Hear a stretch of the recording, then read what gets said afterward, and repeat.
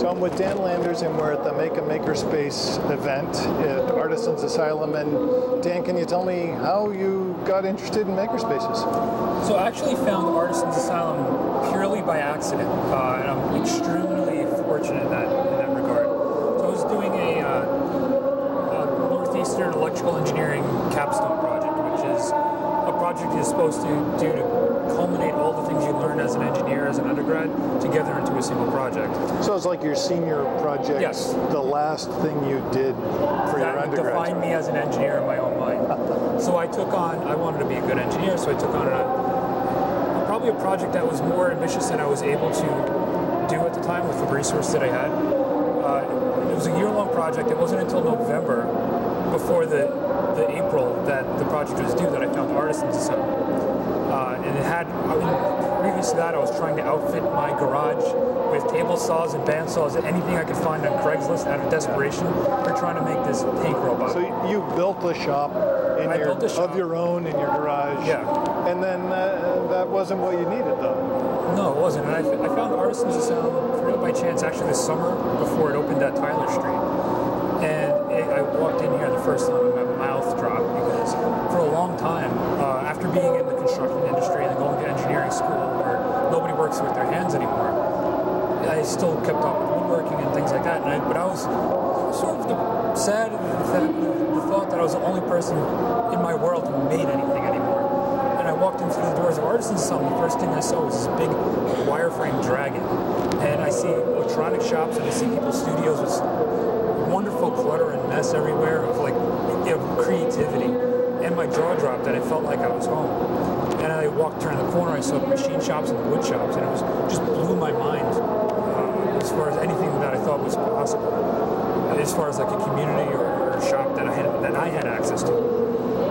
So what I did is I knew nothing about machining, being an electrical engineer. I knew nothing about welding. I knew nothing about mechanical design, and I learned everything in that couple of month period that I needed to go and make this Wi-Fi deploying tank robot machined from scratch, including the tread system, all the chassis, all the drive system, and I learned all that stuff here at Artisans Asylum. And after that, I was completely hooked, because I had access to the CNC machines, I had access to all the wonderful people, all the intelligent people from like MIT and all the other schools and people from industry that call this place, their pseudo home.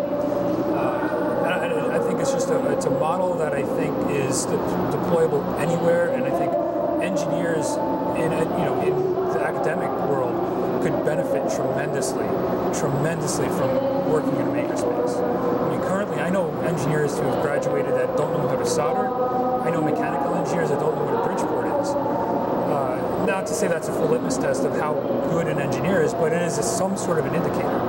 Or at least it's a way to step back and it's like, oh, you don't know how to solder. Well, it gives you a chance to work with the ideas and absolutely put the concepts into practice. If an engineer can make, it makes the engineer a better engineer, because they have now, for instance, a mechanical engineer, they can, when they're trying to design something, they can visualize themselves make it to that sympathy, figure out, okay, I can't do it like this because I can't clamp the workpiece in the vise on the milling machine in this manner with this geometry.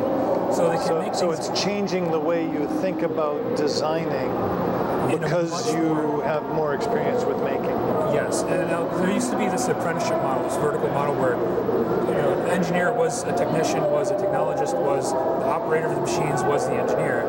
And we've gone away from that education model. Now we've separated out. So now the technologist follows one track, engineer follows another track and never gets his hands dirty. So prior to that, there was this internal feedback loop, for design, and then it's become engineer doesn't get his hands dirty. Now they have a larger feedback loop with the technician, and then manufacturer has largely gone overseas. Now engineers are so far away from actually making anything that their designs that some people are turning out could take, for instance, 50 hours to make a water heater. When it's designed properly, it could take 2 hours. And it's less expensive, and it makes industry more attractive here in the United States. And not to mention, Massachusetts is, just to maintain its current industrial output, needs 100,000 new machinists, i.e. new makers, to maintain. Now, when manufacturers coming back to the United States or Massachusetts, that number just goes up. Yeah. And now we have a surplus of engineers and a complete deficit of makers. And I think that's what Makerspaces are starting to solve. That's great. My hope is, I've been working at Northeastern to try to make a makerspace at Northeastern to go and benefit the engineering students, the art students, the humanities, everything like that, so they can all come to a common place like Artisans Asylum is. It's a mix between engineering, laymen, artists, and everyone in between. That real innovation, not just the word innovation, occurs when you have those mix of people come together in a creative environment. And it's something that it's cost effective, it's cheap, it's a wonderful way of life. And I think universities and standard, traditional schools should adopt this sort of new educational model.